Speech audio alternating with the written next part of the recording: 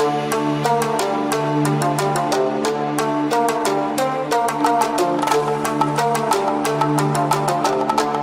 दोस्तों, स्वागत है आप सभी का विज्ञान वृक्ष के ऑनलाइन प्लेटफॉर्म पर। हम फिर से कंटिन्यू करेंगे अपने असिस्टेंट प्रोफेसर के प्रैक्टिस सेट से, जो कि हम डिस्कस कर रहे थे। तो हमारा आज का पहला क्वेश्चन है प्रैक्टिस सेट का आपका ये रहा, विच of the following is the correct order of acidity. Acidity का आपको यहाँ पे करेक्ट ऑर्डर बताना है।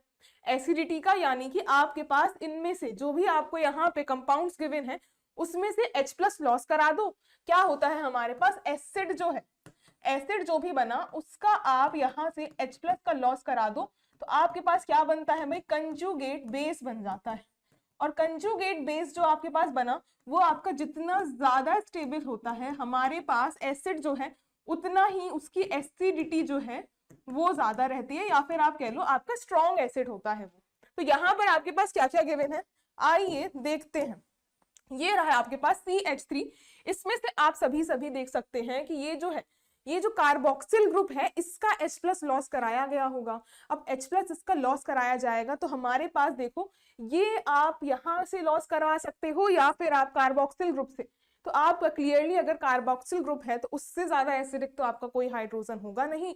तो हमारे पास ये वाले H+ से यहाँ पे हम H+ का लॉस करवाते हैं तो हमारे पास कंजुगेट बेस अगर हम सभी के बना लें तो ये रहे आपके पास COO-, ये आपके पास C+O, ये आपका OH कुछ इस तरीके से रहा होगा, ये वाला H+ निकल जाएगा तो ये आपके पास कंजुगेट बेस कुछ इस तरीके से फॉर्म हो जाएगा। नेक्स्ट आपके पास फॉर्मिक एसिड का भी बना लीजिए भाई, HC+O और ये आपका O-। इसी तरीके से है CN, ये रहा आपके पास साइनाइड ग्रुप है, और आपके पास है CH2, ये रहा आपके पास C+O-। लास्ट है आपके पास CF3, ये है आपके पास C+O, ये है O-। अब देखो आपके पास कौन से वाले कंपाउंड में कौन सा एनायन आपका सबसे ज्यादा स्टेबल है।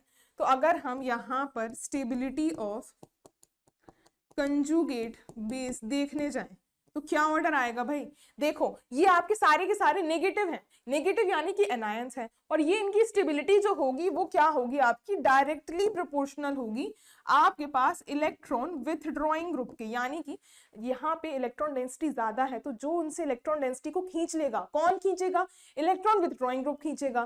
तो जितना ज्यादा आपके पास इलेक्ट्रॉन विथड्रॉइंग ग्रुप होंगे उसकी जितनी ज्यादा टेंडेंसी होगी खींचने की, वो आपके कंजुगेट बेस यहाँ पे ज्यादा स्टेबल होंगे। तो देखो भाई यहाँ पर आपके पास ये क्या है, आपके पास +I इफेक्ट दिखा रहा है, तो ये तो आपका बल्कि और ज्यादा अनस्टेबल कर देगा। हाइड्रोजन की बात करी जाए तो ये उतना ज्यादा आपका डोनेशन नहीं करता है। तो ये CH3 वाला से आपके पास इन दोनों में से कंपैरिजन किया जाए तो स्टेबिलिटी जो होगी वो आपकी फॉर्मेट, यहाँ पे ये जो फॉर्मिक एसिड वाला आपका यहाँ पे आयनायन बना है उसकी ज्यादा होगी। इन दोनों में से अगर बात करी जाए तो देखो भाई साइनाइड जो होता है आपका -M इफेक्ट दिखाता है। इसी तरीके से CF3 जो है इसमें जो फ्लोराइड है ये आपके कस के -I इफेक्ट दिखा रहे होंगे भाई, इलेक्ट्रॉन विथड्रॉ कर रहे होंगे। और यहाँ पर क्या है, ये आप देखो बॉन्ड डिस्टेंस, ये साइनाइड जो है आपका एक बॉन्ड का डिस्टेंस आ चुका है, बट CF3 आपका ज्यादा क्लोज है, तो जो ज्यादा क्लोज रहेगा वो आपका यहाँ पे ज्यादा एसिडिटी दिखाएगा भाई। अब इन दोनों में से अगर देखा जाए तो यहाँ पर एसिडिटी जो है इस वाले ग्रुप में आपका ये एक्टिव मिथिलीन कंपाउंड बन रहा है भाई, तो यहाँ पर आपके पास जो एसिड फॉर्म होगा वो आपके पास C+OH, यहाँ पे इस वाले सेंटर से आपका H+ निकलेगा, क्योंकि इस सेंटर में आपके पास ज्यादा स्ट्रॉन्ग H+ की टेंडेंसी है। तो ये रहेगा आपका कुछ इस तरीके से, यहाँ पे आपका ये एनायन फॉर्म हो जाएगा। तो आपके पास एसिडिटी का ऑर्डर बताने जाओगे तो सबसे लीस्ट तो आपके पास किसका हो जाएगा, ये हमारे पास CH3 C+OH, ये हमारे पास लीस्ट हो जाएगी। तो लीस्ट वाली देखो कहाँ पे है आपके पास लीस्ट, ये तो आपको स्ट्रॉन्गेस्ट दे दिया भाई यहाँ। और देखो नेक्स्ट आपके पास ये वाली भी लीस्ट नहीं होगी, ये भी लीस्ट नहीं होगा, और आपके पास ये यहाँ पर ये लीस्ट गिवन है, तो यही वाला ऑर्डर आपका करेक्ट हो जाएगा, ये 4th ऑप्शन आपका करेक्ट हो जाएगा। यहाँ पे इसका इतना ज्यादा विथड्रॉइंग ग्रुप होता है जिस वजह से आपके पास CF3 की सबसे ज्यादा हो जाती है, फिर आपके पास ये वाला ग्रुप आता है, देन इसके बाद आपके पास लीस्ट ये वाली पहुंच जाती है, यही आपका ऑर्डर चला आता है। तो आपके पास इसके बाद C+OH, फिर आपके पास ये ग्रुप, देन ये ग्रुप, इसके अकॉर्डिंग तो आपका यही आंसर आएगा। वैसे आपके पास ये जो एक्टिव मिथिलीन कंपाउंड्स हैं उसमें आपके पास क्या होना चाहिए भाई, उसके अकॉर्डिंग आपके पास एक्टिव मिथिलीन कंपाउंड की एसिडिटी ज्यादा होनी चाहिए, बट जैसे ऑप्शंस आपको दिए हुए हैं सेट में उसी हिसाब से ही हम देखेंगे। नेक्स्ट क्वेश्चन देखो, for the first order reaction the time required for 99.9% completion of reaction is how many times the required for 50% completion।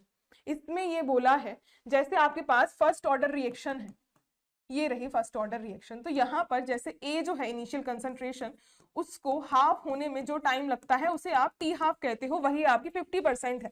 तो ये बोला है जो 50% जो टी हाफ है और जो आपके पास टाइम रिक्वायर्ड फॉर 99.9% कंप्लीशन, तो कितने टाइम्स है वो, ये टी हाफ कितने टाइम्स लोगे आप जो कि आपकी 99.9% के इक्वल आ जाए।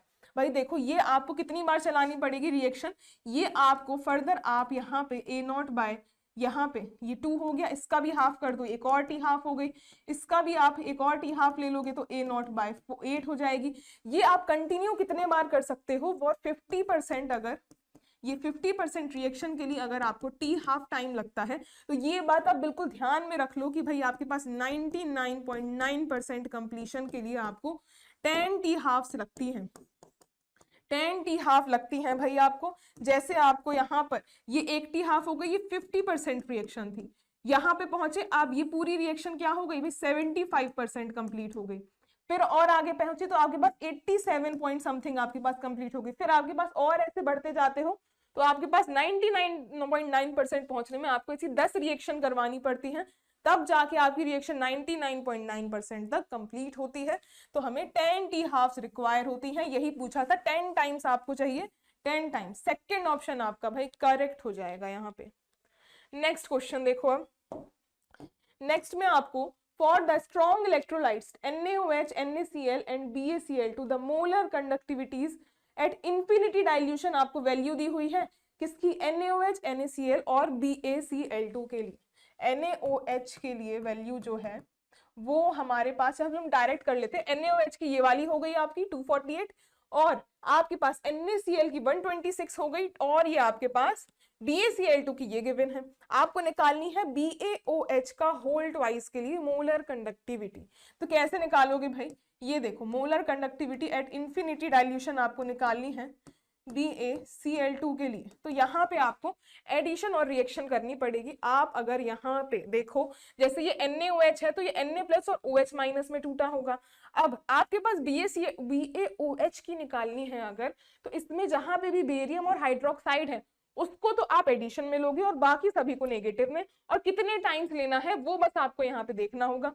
बेरियम एक टाइम है आपका, तो आपको बेरियम जो है, बेरियम क्लोराइड की मोलर कंडक्टिविटी ऐड करनी पड़ेगी। तो देखो भाई इंफिनिटी डाइल्यूशन एट आप जब BaCl2 का लोगे, एक तो आप ये ले लोगे, अब इसमें आपके पास क्या हो जाएगा, इसमें आप साथ में हाइड्रोक्साइड जो है वो 2 टाइम्स है, तो आपको हाइड्रोक्साइड NaOH में दिख रहा है और 2 टाइम्स है, तो आपको 2 टाइम्स NaOH की कंडक्टिविटी लेनी पड़ेगी, तो 2 times infinity conductivity of NaOH। अब कितने आयंस हो गए आपके पास, Ba2+ हो गया, प्लस का आपने 2 टाइम्स Cl माइनस ले लिया, अब यहाँ पे आपने 2 टाइम्स Na+ को ऐड कर दिया, और आपने 2 टाइम्स यहाँ पे 2 टाइम्स आपने OH माइनस ले लिया। अब देखो भाई यहाँ पे आपकी बेरियम चाहिए हमें और 2 टाइम्स OH माइनस चाहिए, बाकी इन दोनों को तो हमें नहीं चाहिए। अब ये 2 Na+ और 2 Cl माइनस हो रहे हैं, तो हम क्या करेंगे भाई 2 टाइम्स NaCl वाली को माइनस कर दो, तो यहाँ पे आपको NaCl की गिवन है तो 2 टाइम्स NaCl वाली की हम माइनस कर देंगे, तो ये रही भाई आपके पास इंफिनिटी कंडक्टिविटी NaCl की।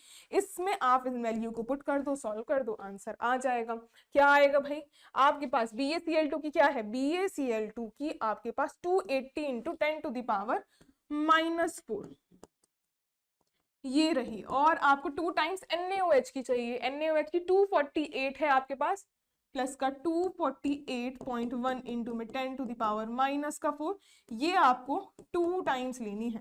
अब माइनस का 2 टाइम्स ऑफ NaCl की आपके पास कितनी है भाई, ये रही, ये है आपके पास 126.8, ये है 126.8 इंटू में 10⁻⁻⁴। भाई सॉल्व कर दो, आपके पास 280, ये रहा आपके पास 2 टाइम्स कितना हो जाएगा भाई, ये आपके पास 2 पॉइंट, ये आपके पास कितना हो जाएगा 6, ये आ जाएगा 9 और ये 4, ये आ जाएगी आपके पास वैल्यू। और साथ में इसमें आप एडिशन करो, ये आपका माइनस में जाएगा, तो आपका कितना आ जाएगा, ये आ जाएगा 6, ये आ जाएगा 3 और 5 और 2, ये आपकी वैल्यू इनटू में होल पावर -4।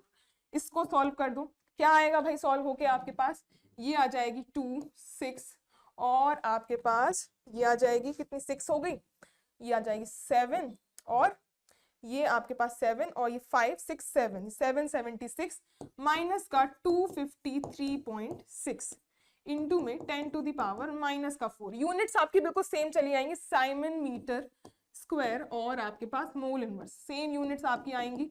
अब यहाँ पर इसको सॉल्व कर दो, क्या आ जाएगी वैल्यू आपके पास 8 और ये आपके पास 2 और यहाँ से आपके पास 2 और ये आपके पास कितना आ जाएगी, ये आपके पास 522 इंटू 10⁻⁻⁴, ये वैल्यू आपके पास आ जाएगी 522 के अराउंड।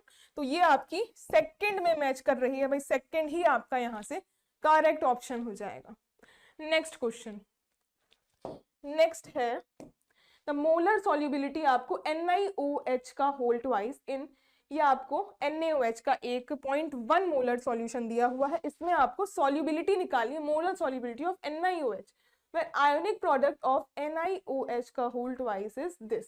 तो आपके पास जैसे NiOH है, ये आपके पास कैसे डिसोसिएट हो रहा होगा भाई, निकेल 2+, साथ में दो आपके पास हाइड्रोक्साइड माइनस के आयंस जा रहे होंगे और साथ में आपके पास NaOH का कंसंट्रेशन जो है, NaOH जो है उसमें आपका यहाँ Na+ में प्लस का OH माइनस में टूट रहा होगा, ये आपका इसमें मिक्स किया गया है तो इसका 0.1 मोलर है, तो आपका इसका भी 0.1 मोलर होगा और इसका भी 0.1 मोलर ही कंसंट्रेशन आपका होगा। तो हमारे पास OH माइनस आयंस की तो कंसंट्रेशन आ चुकी है, तो एक की अगर आपके पास यहाँ पर ये अगर हम इसके सॉल्युबिलिटी प्रोडक्ट, आयोनिक प्रोडक्ट जो है आपका, इसमें आयोनिक प्रोडक्ट देख लो भाई क्या आ जाएगी, ये इक्वेशन के लिए जब हम आयोनिक प्रोडक्ट लिखेंगे तो आपके पास निकेल +2 और साथ में आप OH माइनस का होल स्क्वायर, ये वैल्यू आपके आयोनिक प्रोडक्ट की कितनी है भाई, NiOH का होल ट्वाइस के लिए आपके पास 2 इंटू में 10⁻⁻15 और आपके पास निकेल +2 की हमें निकालनी है, यहाँ पे आपको ये आपको यहाँ पे निकालनी है। आयोनिक प्रोडक्ट आपको दिया हुआ है और मोलर सॉल्युबिलिटी आपको यहाँ पे एक, यहाँ पे जैसे अगर इसकी S है, इसकी तो हमें पता चल गई है, तो यहाँ पर जितनी सॉल्युबिलिटी आपकी निकेल 2+ की होगी उतनी ही आपकी यहाँ पर किसकी होगी, NiOH का होल ट्वाइस की रहने वाली है। और OH आपके इसके साथ क्या होंगे, आपको कॉमन आयन इफेक्ट दिखाएंगे, इसलिए उसकी यहाँ पे कंसंट्रेशन हम NaOH की इक्वल ले रहे हैं। देखो भाई, तो आपके पास इसकी अगर Ni+2 की जो होगी वही हमारे पास NiOH होल ट्वाइस की आएगी, तो ये आपके पास 0.1 मोलर है, तो इसका होल स्क्वायर, तो आपके पास Ni+2 जो है ये बराबर हो जाएगा 2 इंटू 10⁻⁻15। इसकी आपके पास क्या होगी, इसको आप लिख सकते हो 10⁻⁻1 का होल स्क्वायर, तो ये नीचे आएगा तो 10⁻⁻2 हो जाएगा। सॉल्व करोगे तो 2 इंटू 10⁻, ये पावर ऊपर जाएगी तो माइनस का 13 हो जाएगी, ये वैल्यू आपके पास आ जाएगी। जो इसकी वैल्यू आएगी वही NiOH की आएगी। तो हमारे पास क्या आंसर आ रहा है, 2 इंटू 10⁻⁻13 मोलर, ये हमारे पास वैल्यू आ जाएगी। थर्ड ऑप्शन आपका भाई करेक्ट हो जाएगा। नेक्स्ट क्वेश्चन देखो, नेक्स्ट है आपके पास mixed metal alloy consist of 95% of which of the following element. तो मिक्स्ड मेटल जो होता है इसकी बात करी जाए, मिक्स्ड मेटल हमारे पास इसमें क्या होता है, 95% आपको लेंथेनॉइड्स देखने के लिए मिलते हैं, इसमें आपको लेंथेनॉइड्स मिलते हैं 95% और इसमें आपको 5% एल्यूमिनियम और फिर रेस्ट आपके पास क्या होता है, रेस्ट आपके पास होते हैं कार्बन सिलिकॉन, इस तरीके के मेटल्स होते हैं। तो आपका मेन कॉम्पोजिशन किसका होता है भाई, आपके पास यहाँ पे लेंथेनॉइड मेटल्स जो होते हैं इसका आपको मेन कॉम्पोजिशन यहाँ पर देखने के लिए मिलता है भाई। और यहाँ पे आपको साथ के साथ इसमें आपके 5% जो है अराउंड 94 से आपके पास 95%, ये 5% आपको आयरन देखने के लिए मिलती है, रेस्ट आपके पास क्या होता है, carbon, silicon, phosphorus, calcium, aluminium, ये आपको ट्रेसेस में मिलते हैं। ये क्या होते हैं, आपको ट्रेसेस में नजर आते हैं मिक्स मेटल में। देखो तो भाई ये आपका करेक्ट हो गया। नेक्स्ट क्वेश्चन देखो, नेक्स्ट है which of the following species do not show disproportionation reaction। Disproportionation reaction का मतलब क्या होता है, जो खुद को ऑक्सीडाइज भी करा ले और रिड्यूस भी करा ले। लेकिन अगर कोई मेटल आयन अपनी एकदम रिड्यूस्ड फॉर्म में है या फिर अपनी एकदम ऑक्सीडाइज्ड फॉर्म में है तो वो आपकी डिस्प्रपोर्शनेशन रिएक्शन शो नहीं करेगा। बीच वाली ऑक्सीडेशन स्टेट में ही वो आपकी डिस्प्रपोर्शनेशन रिएक्शन शो करता है भाई।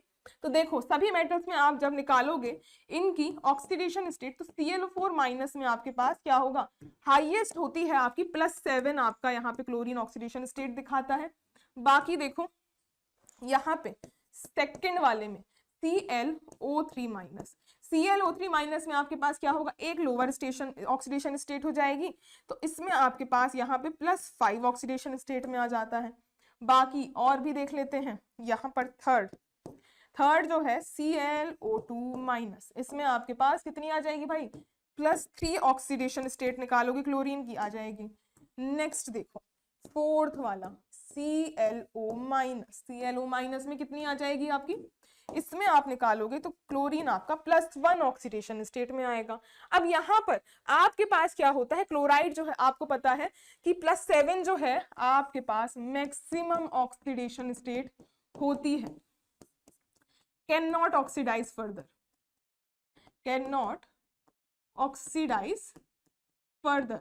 तो हमारे पास क्या होगा, इसमें डिस्प्रपोर्शनेशन रिएक्शन जो है, डिस्प्रपोर्शनेशन रिएक्शन नहीं देखने को मिलती है। तो हमारे पास हाईएस्ट है, ये रिड्यूस तो हो जाएगा पर ऑक्सीडाइज कैसे करेगा भाई, तो हमारे पास ये वाला फर्स्ट ऑप्शन जो है इसमें डिस्प्रपोर्शनेशन नहीं होगी। बाकी +5 जो है वो लोअर में भी जा सकता है और हायर में भी, सेम आपका इसके साथ होगा। और Cl जो +1 में है, क्लोराइड आपका किसमें ज्यादा स्टेबल होता है भाई, आपका -1 Cl माइनस, यही तो इसकी, और 0 ऑक्सीडेशन स्टेट भी Cl2 में दिखाता है। तो आपका ये क्या कर सकता है भाई, आपका ये रिड्यूस हो सकता है Cl2 जिसमें आपकी 0 होती है। और बाकी देखो आपको HCl के बारे में भी पता है, सारे की मोस्टली आपके एसिड जो है वो Cl माइनस में ही होते हैं, तो ये रिड्यूस भी हो सकता है, ऑक्सीडाइज भी, तो ये भी आपका डिस्प्रपोर्शनेट कर जाएगा, सिर्फ फर्स्ट वाला नहीं करेगा। नेक्स्ट क्वेश्चन देखो, अब यहाँ पर the wavelength of a ball of mass 100 ग्राम, मास दिया हुआ है, वेलोसिटी दी है, अब आपको वेवलेंथ निकालनी है। तो हमारे पास वेवलेंथ का क्या फॉर्मूला होता है, लैम्डा बराबर H/mv, ये आपके पास फॉर्मूला होता है। H क्या होता है, प्लांक्स कांस्टेंट, H क्या है भाई, प्लांक्स कांस्टेंट, इसकी वैल्यू फिक्स होती है आपकी। और आपके पास इसमें जब कैलकुलेट करोगे तो वेवलेंथ बराबर, वेवलेंथ लैम्डा, ये बराबर मास, H कितनी वैल्यू होती है आपकी 6.6 इंटू 10⁻⁻34 जूल सेकेंड, ये हमारे पास H की वैल्यू है। मास कितना है, 100 ग्राम्स आपको मास दे रखा है। नेक्स्ट वेलोसिटी आपको यहाँ पे 10 मीटर पर सेकेंड। अब यहाँ पे यूनिट कन्वर्जन आपको करने पड़ेंगे, तभी आप यहाँ पे करेक्ट आंसर तक पहुंच पाओगे। देखो भाई आपके पास यूनिट में आपको यहाँ पे कैंसिलेशन करना है, तो आपका 1 जूल बराबर होता है 1 kg मीटर स्क्वायर पर सेकेंड स्क्वायर, ये रही आपकी यूनिट कन्वर्जन। अब इसमें देखो 6.6 इंटू में 10⁻⁻34 kg है और यहाँ पे ग्राम है, तो इसको आप मल्टीप्लाई कर दो 1000 से, तो आपका हो जाएगा ग्राम मीटर स्क्वायर पर सेकेंड स्क्वायर, और ये आपका सेकेंड ही रहेगा। साथ में डिवाइड कर दो आप 100 ग्राम्स इंटू में 10 मीटर पर सेकेंड से, तो ये पर सेकेंड ऊपर जाएगा, तो आपका पर सेकेंड से एक ये कट जाएगा और ये वाला सेकेंड आपका इससे कट जाएगा। और देखो भाई कन्वर्जन, ये ग्राम जो है ये ग्राम से कट जाएगा, मीटर जो है आपकी पावर से कट जाएगा, आंसर किस में आ जाएगा, मीटर्स में आंसर निकल के आएगा। सॉल्व करने पे क्या आएगा भाई, ये 1 2 3 आपके जो है ये आपके यहाँ से कट जाएंगे। सिंपली आपकी जो H की वैल्यू थी 6.6 इंटू में 10⁻⁻34 मीटर्स, यही आपका यहाँ पे आंसर निकल के आ जाएगा भाई, 6.6 into 10⁻⁻34 metres, first option correct. Next देखो, इसमें आपके पास which of the following complex show linkage isomerism. Linkage isomerism क्या होती है? More than one attachment. आपके पास लिंकेज आइसोमेरिज्म में क्या होता है? मेटल यहां पे ligand can bind to metal from more than one side, from more than one side। आपकी एक से ज्यादा साइड्स अवेलेबल होती हैं, दैट मीन्स आपके पास वो बाइडेंटेड होता है। बाइडेंटेड होना चाहिए, या फिर कह लो वो एम्बीडेंटेड लिगेंड की कैटेगरी में हो सकता है। मतलब बाइडेंटेड ट्राइडेंटेड आपकी मिनिमम बाइडेंटेड, ये कितनी क्या क्राइटेरिया? ये आपका मिनिमम भाई, मतलब आपके पास वो कैन नॉट बी मोनोवेलेंट। आपका अगर वो एक ही साइड से यहाँ पे डोनेशन कर रहा होगा तो वो भाई कैसे आपका लिंकेज शो करेगा? क्राइटेरिया ही नहीं फुलफिल हो रहा है। तो आपके पास इनमें से देखो, ये अमोनिया ये आपका मोनोडेंटेड होता है, पर NO2 जो है, NO2 आपका नाइट्रोजन, दो साइड से आपके पास यहाँ पे बॉन्ड शो कर सकता है, नाइट्रोजन से भी और ऑक्सीजन से भी। तो ये आपका कैसा होता है भाई? बाइडेंटेड लिगेंड होता है। तो ये आपका लिंकेज आइसोमेरिज्म शो करता है। अब अमोनिया तो हमने बात करी मोनो होता ही है, वाटर भी हमारा मोनोडेंटेड ही होता है, सिर्फ ऑक्सीजन के लोन पेयर से अवेलेबल होते हैं। अब यहाँ पे अमोनिया है Cl2, Cl भी आपका मोनो ही होता है। अब यहाँ पे सिर्फ वाटर, ये भी मोनो, तो आप कोई भी शो नहीं करेगा, सिर्फ फर्स्ट वाला आपका लिंकेज आइसोमेरिज्म शो करते हैं। नेक्स्ट देखो क्वेश्चन। अब ये आपका सिंपल सा सवाल है, delta G for the spontaneous process at constant pressure and temperature. Constant temperature हो, प्रेशर हो, कोई भी कंडीशन हो, अगर कोई भी रिएक्शन स्पॉन्टेनियस होनी है ना, उसके लिए डेल्टा जी जो है वो ऑलवेज लेस देन 0 होना चाहिए, ऑलवेज लेस देन 0। इसी तरीके से एंट्रोपी चेंज जो है वो आपको always greater than 0। Entropy increase होगी तो वो प्रोसेस स्पॉन्टेनियस होती है आपके पास। डेल्टा जी 0 हो जाता है तब आपकी प्रोसेस इक्विलिब्रियम में आ जाती है। बाकी डेल्टा जी 1 आपका, ये तो आपके पास क्या हो गई? ये ऐसा क्राइटेरिया हो गई भाई, आपकी रिएक्शन जो है स्टेबल स्पॉन्टेनियस नहीं, उसको आगे पीछे आपकी या तो फॉरवर्ड में या तो रिवर्स में जाना पड़ेगा, तभी वो आपकी स्टेबल होगी। तो आपका क्या answer? Delta G less than 0, ये आपका करेक्ट आंसर हो जाएगा।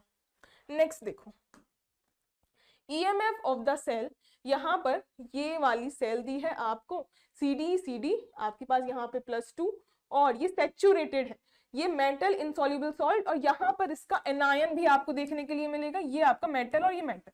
अब इसका आपको E0 गिवन है, यानी कि EMF आपके पास है, आपको क्या निकालना है? The free energy change for this process. Free energy change मतलब आपको डेल्टा जी निकालना है। ये आपको यहाँ पे EMF दिया हुआ है, E की वैल्यू आपके पास 0.7 वोल्ट। अब आपको डेल्टा जी निकालनी है, डेल्टा जी बराबर माइनस का NFE, ये हमारे पास वैल्यू होती है, ये E सेल होता है, ये आपके पास ये value, and number of electrons. अब यहाँ पे Cd2+, और ये जब इसकी आप हाफ सेल रिएक्शन लिखोगे तो कैसे आती है?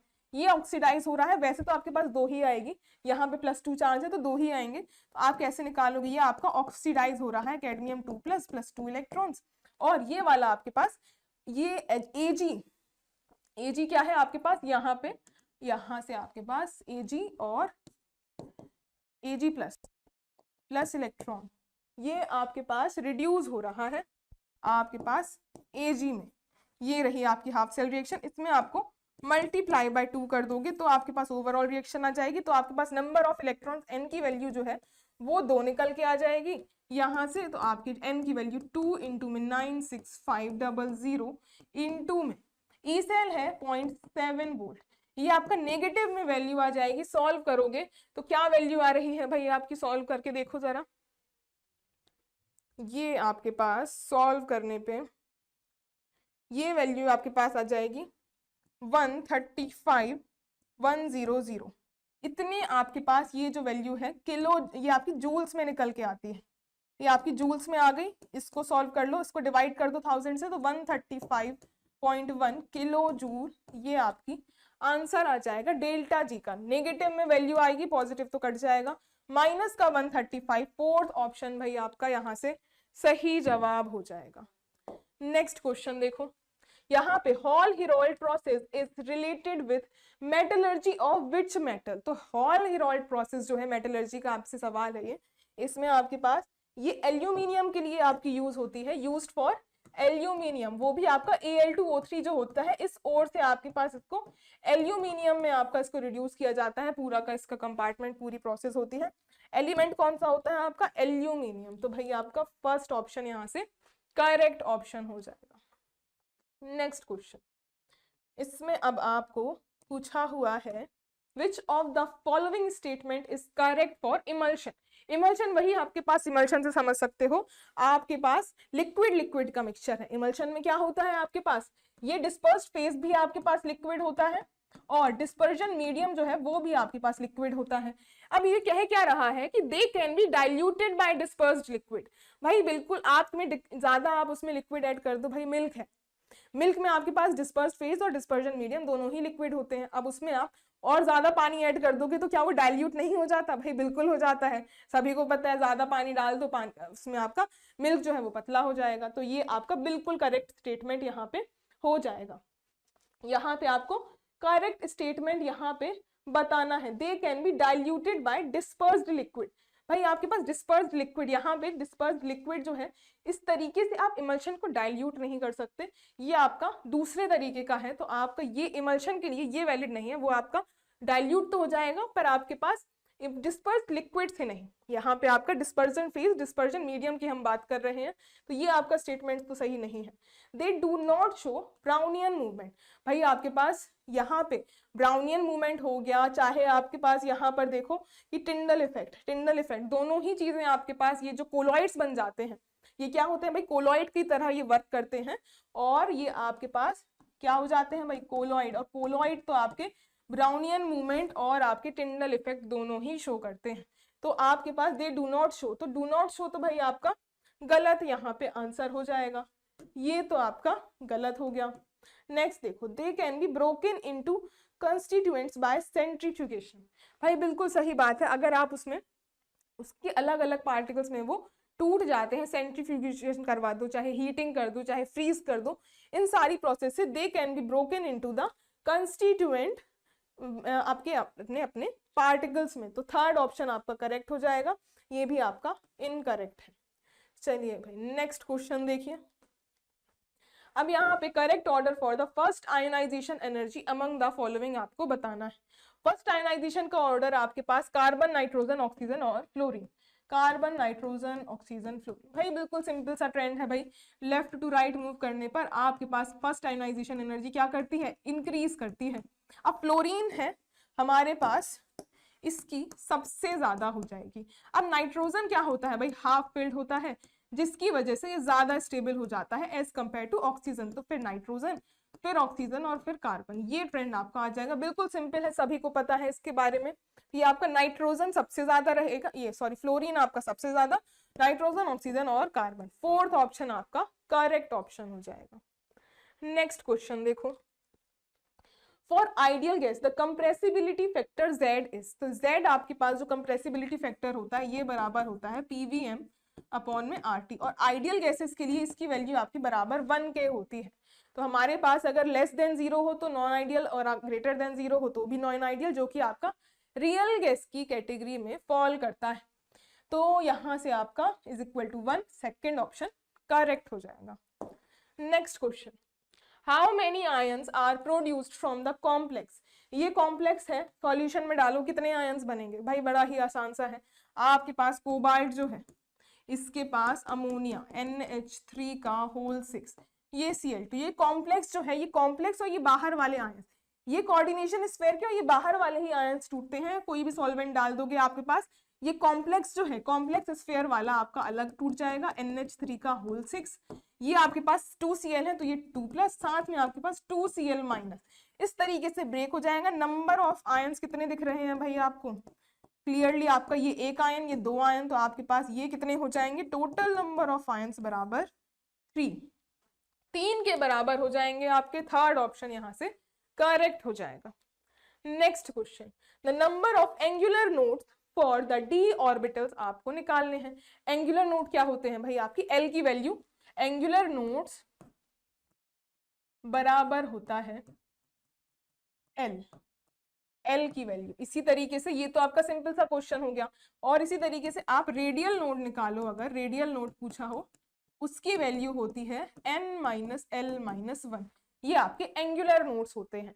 और टोटल नोड पूछा होता है तो n माइनस 1 टोटल नोड्स हो जाते हैं, क्योंकि इसमें से आप प्लस एल करोगे तो आपके पास क्या हो जाएगी, टोटल नोड पूछा हो तो वैल्यू हो जाती है n माइनस 1, क्योंकि इसमें आप प्लस एल करोगे तो n माइनस 1 ही टोटल वैल्यू आती है। तो ये वैल्यू हो जाएगी आपकी नोड्स की। अब यहाँ पे angular nodes for D orbital निकालना है, तो हमारे पास क्या वैल्यू होती है भाई, आपके पास ये आप देखो सभी के लिए देख लो आप, S P D F G H, किसी का भी पूछा, एस के लिए वैल्यू 0, पी के लिए 1, डी के लिए 2, एफ के लिए 3, जी के लिए आपकी 4 और एच के लिए फिर आपकी 5, ऐसी एच आई जे इस तरीके से चला आता है, ऐसी वैल्यू आपकी इंक्रीज होती जाती है। डी के लिए पूछा है 2 वैल्यू होती है एंगुलर नोड्स की। थर्ड ऑप्शन भाई आपका यहाँ से करेक्ट ऑप्शन हो जाएगा। नेक्स्ट क्वेश्चन देखो अब भाई, नेक्स्ट क्वेश्चन है as per the group multiplication table, इसमें आपको बताना है पॉइंट ग्रुप C2V सिमेट्री आपका which of the following expression is wrong. आपको ग्रुप मल्टीप्लिकेशन टेबल के अकॉर्डिंग कौन सा आपके पास रॉन्ग रिलेशन है वो आपको बताना है। C2 और सिग्मा V, आपको सिग्मा V डैश के बराबर बोला है। लेट अस सपोज आप OH2 मॉलिक्यूल रह रहे हो, वाटर मॉलिक्यूल की हम बात कर रहे हैं। तो लेट अस सपोज हमारे पास हाइड्रोजन ये वाला H1 हो गया, ये वाला आपके पास H2 हो गया। इसमें जब आप सिग्मा यहाँ पे आप C2 पास करोगे, पहले सबसे पहले आपको एक C2 ऑपरेशन लगाना है। C2 आप जब लगाओगे तो आपका क्या रिजल्टेंट आएगा, आपके पास ये जो दोनों हाइड्रोजन्स हैं H2 और ये H1, ये दोनों अपनी पोजीशंस को इंटरचेंज कर चुके होंगे। अब इसमें आप सिग्मा V लगा दो, फर्दर सिग्मा V अगर लग जाएगा तो आप यहाँ पे जो आपका ये प्रिंसिपल एक्सिस थी इसी के वर्टिकल प्लेन जब डालोगे तो आपका सिग्मा वर्टिकल जब लगेगा तो आपका किस तरीके से यहाँ पे आ जाएगा भाई, एक वर्टिकल प्लेन ऐसा आप डाल दोगे तो आपके पास सेम ही मॉलिक्यूल बन जाएगा। ये रहा आपके पास OH2, ये आपका OH1। तो इन दोनों में अगर बात करी जाए C2 और सिग्मा V, अगर आप देखो ये फर्स्ट वाला H2 और ये आपके पास H1, तो हमारे पास सिग्मा V और सिग्मा V डैश कौन सा होता है, एक तो आपका ये सिग्मा V हो गया, दूसरा सिग्मा वर्टिकल आपका यहाँ पे 20 से पास करता है बिल्कुल। तो आपके पास यहाँ पर क्या होगा, इसमें से अगर डायरेक्टली हम सिग्मा V पास करेंगे तो आपके पास इन दोनों मॉलिक्यूल में सिग्मा V डैश ही लग रहा है। तो ये रिलेशन तो भाई आपके पास कैसी हो गई, सिग्मा V और सिग्मा V डैश, बिल्कुल करेक्ट रिलेशन आ गई, ये तो सही है। नेक्स्ट देखो, ये आपके पास सिग्मा C2 और सिग्मा V और ये आपका सिग्मा V डैश, ये भी आपकी सेम ही है, ये भी करेक्ट हो जाएगी। नेक्स्ट आप देखो यहाँ पे आपकी सिग्मा V और सिग्मा V डैश, ये है आपकी थर्ड है सिग्मा V डैश, OH2 में लगा दो, ये H1 और ये H2, पहला C2 आप लगाओगे, सिग्मा V लगा दो, आपका यहाँ हॉरिजॉन्टल प्लेन पर, हॉरिजॉन्टल नहीं आपका ये पैरेलल टू आपके प्लेन्स, हॉरिजॉन्टल तो इसमें होता ही नहीं है। तो ये आपका पहला कौन सा हो जाएगा, स्लाइस कट वाला। तो आपके पास ये जो मॉलिक्यूल हैं वो आपके सेम ही रहेंगे। अब दूसरा आप यहाँ पे सिग्मा V डैश लगा दोगे, वो आपका सेंटर से पास करेगा, पहला वाला आपका पूरा मॉलिक्यूलर कट दे रहा था। तो इसमें आपके पास क्या बन जाएगा, ये आपके यहाँ पे H2 और H1 की पोजीशंस जो हैं वो आपकी इंटरचेंज हो जाएंगी। तो सिग्मा V और सिग्मा V डैश, ये आपके पास क्या रिलेशन निकल के आ रहा है दोनों मॉलिक्यूल्स के बीच में, ये दोनों जो है आपके पास ये H1 है, ये आपके पास कैसा था भाई, ये H1 था और ये आपके पास H2 है, इन दोनों की पोजीशन इंटरचेंज हो चुकी है। दैट मींस आपके पास C2 रिलेशन एग्जिस्ट कर रही है, this is equal to C2। तो ये रिलेशन जो है this is equal to C2, ये भी करेक्ट है। अब देखो भाई लास्ट रिलेशन जो आपके पास दी हुई है ये वाली, आपके पास E और C2, E तो आपके पास किसी में भी लगा तो सेम ही ऑपरेशन आता है, E इंटू C2 बराबर आपके पास C2 ही आएगा, ना कि आपके पास सिग्मा V। तो ये आपकी इनकरेक्ट रिलेशन हो गई। तो फोर्थ जो है यही आपका करेक्ट आंसर हो जाएगा। नेक्स्ट क्वेश्चन देखो, अब नेक्स्ट है विच of the following statement is wrong. तो आपको यहाँ पे रॉन्ग स्टेटमेंट ही बताना है, पहले वाले में भी आपको रॉन्ग एक्सप्रेशन ही बताना था। इसमें देखो आपके पास symmetrical stretching of carbon carbon double bond, आपको ethylene will be IR inactive, आपके पास IR से क्वेश्चन है। CC बॉन्ड की अगर हम सिमेट्रिकल स्ट्रेचिंग देखें, ये रहा आपके पास CC बॉन्ड, जैसे आपके पास लेट अस सपोज ये इथीन है। अब देखो आपके पास इथिलीन जो है, सीसी बॉन्ड इथिलीन यही वाला होगा। इसमें आपको बताना है सिमेट्रिकल स्ट्रेचिंग अगर कराओगे तो किस तरीके का आपके पास रिजल्टेंट निकल के आएगा। सिमेट्रिक स्ट्रेच कैसे होगी भाई, ये आप दोनों साइड से इक्वली ये आपका सिमेट्रिक स्ट्रेच हो जाएगा। तो इसमें आप देख सकते हो कोई भी चेंज देखने के लिए नहीं मिलेगा। और जब कोई चेंज नहीं आता है मॉलिक्यूल में, तब आपके पास होना क्या चाहिए, आपके पास नेट जो आपका चेंज होता है डाइपोल मूवमेंट का, वो आपका जीरो नहीं होना चाहिए, जीरो ही आएगा भाई इस केस में। तो आपके पास कैसा हो जाएगा भाई, ये आपके पास IR इनएक्टिव ही रहेगा। और ये आपका बिल्कुल करेक्ट स्टेटमेंट गिवन है। नेक्स्ट देखो, the symmetrical stretching of CO2 molecule will be IR inactive. CO2 molecule की अगर बात करी जाए तो ये कैसा होता है भाई, लीनियर मॉलिक्यूल होता है। लीनियर मॉलिक्यूल में आपके पास इसमें सिमेट्रिकल स्ट्रेचिंग करवा दी है, और सिमेट्रिकल अगर स्ट्रेचिंग हो चुकी है, इसमें आपके पास दोनों जगह से आपके पास सिमेट्रिकल स्ट्रेच लग रहा है, तो ये भी आपके पास कैसा हो जाएगा, IR इनएक्टिव हो जाएगा, क्योंकि इसमें भी नेट डाइपोल मूवमेंट आपका जीरो ही आएगा। तो आपके पास ये इनएक्टिव होगा, और यहाँ पे दे रखा है कि IR एक्टिव है, भाई IR इनएक्टिव होगा, यही आपका यहाँ पे रॉन्ग स्टेटमेंट हो जाएगा। तो सेकंड ऑप्शन आपका करेक्ट हो गया। नेक्स्ट देखो, the unsymmetrical stretching of acetylene will be IR active.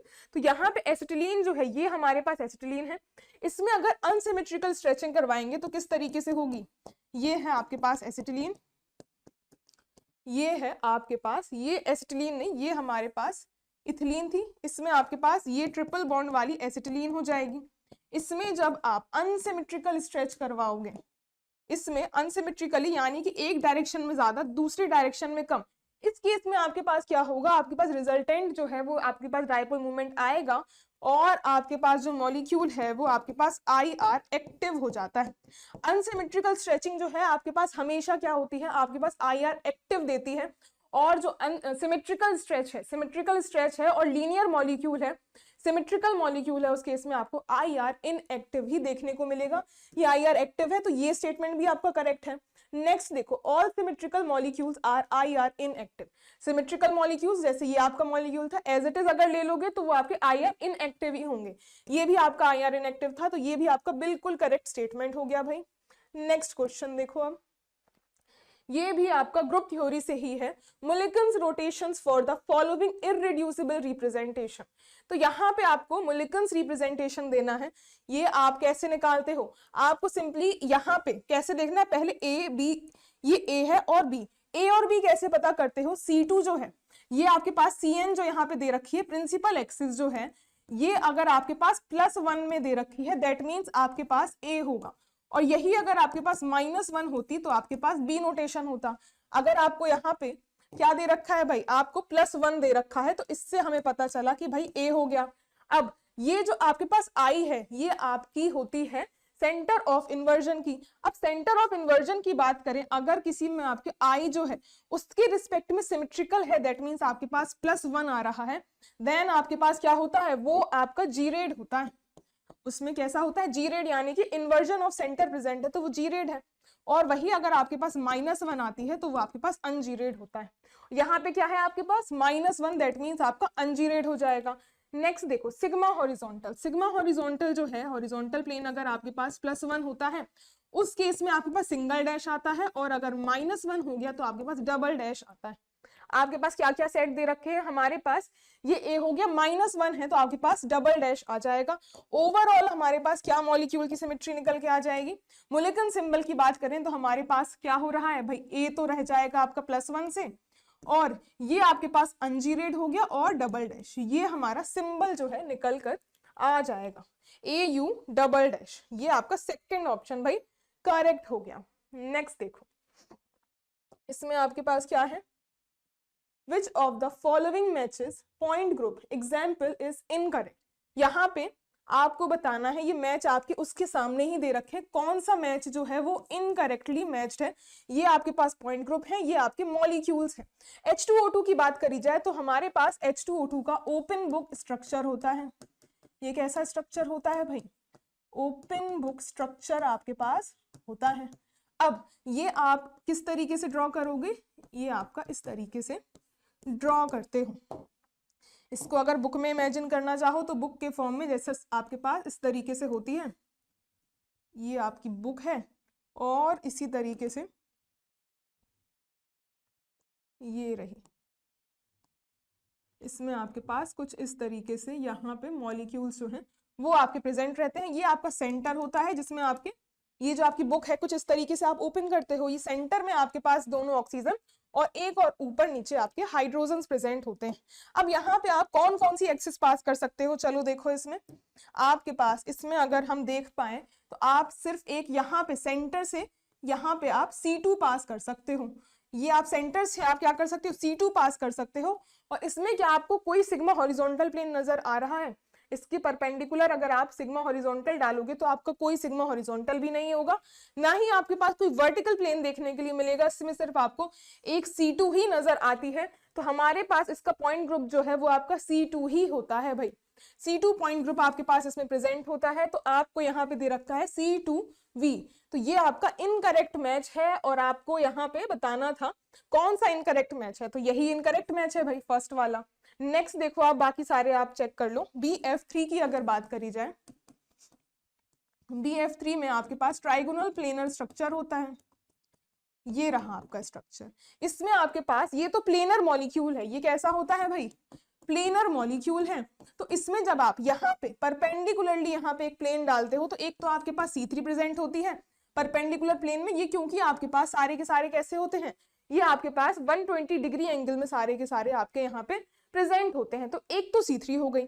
अब C3 अगर आपके पास प्रेजेंट हो गई तो परपेंडिकुलर C2 देखो, एक तो हमारे पास हमने डाली C3, बाकी आप यहाँ पे क्या करो भाई, एक एक एंगल से क्या आप इसके प्लेनर एक्सिस पे जब डालोगे तो C2 मिल जाएगी, यहाँ से भी C2 मिलेगी, यहाँ से भी आपको C2 मिल जाएगी और एक इससे भी आपको C2 मिल जाएगी। दैट मीन्स आपके पास क्या मिल रहा है भाई, आपको यहाँ पे 3 C2 भी मिल रही हैं। और ये आपके यहाँ पे ऐसी C3 एक्सिस थी और इसके हॉरिजॉन्टल प्लेन डालोगे तो आपका प्लेनर मॉलिक्यूल है तो पूरा स्लाइस कट प्रेजेंट होगा, तो सिग्मा हॉरिजॉन्टल भी प्रेजेंट होगा। और जैसे आपकी C2 पास हुई है आपके पास वर्टिकल प्लेन्स भी, आपके पास 3 सिग्मा वर्टिकल प्लेन्स भी प्रेजेंट होंगे। तो हमारा पॉइंट ग्रुप क्या निकल के आ जाएगा, इसमें आपके पास पॉइंट ग्रुप जो है C3 और 3 C2, दैट मीन्स आपके पास D पॉइंट ग्रुप होगा और हॉरिजॉन्टल भी है तो D3H पॉइंट ग्रुप आपका हो जाएगा भाई। D3H आपका बिल्कुल करेक्टली गिवन है। नेक्स्ट देखो BOH का होल थ्राइस, BOH का होल थ्राइस की बात करी जाए,